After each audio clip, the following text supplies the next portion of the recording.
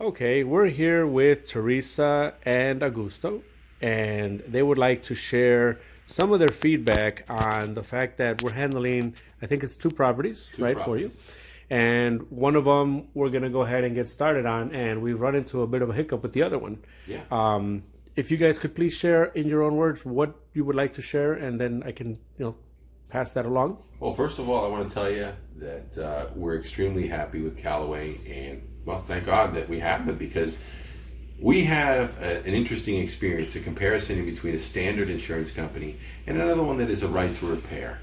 And what we've learned is that We've learned a lot. Well, yeah, we've learned a lot, but the bottom line is that if we couldn't do it without Callaway. There's no way. The one that's right to repair has pulled so many acts of bad faith.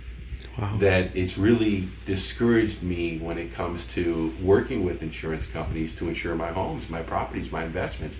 It's important to look at the fine print and the details, that's for sure. But the other thing is that when you see that even an insurance company where concerning the right to repair, it has become so complicated because they're sending so many mixed signals. The other standard company was easy, it was fantastic, everything was good, Callaway made it right. But with this other company, watch out. I tell you, if it wasn't for Callaway, we wouldn't be able to do it. And really right now at this point, it's just, I would stay away from the insurance companies that have the right to repair, because that means that they have the right to have bad faith. Well, thank you for that feedback. Teresa, you had a little brief point that you also wanted to make. I just want to double everything he said. Wonderful.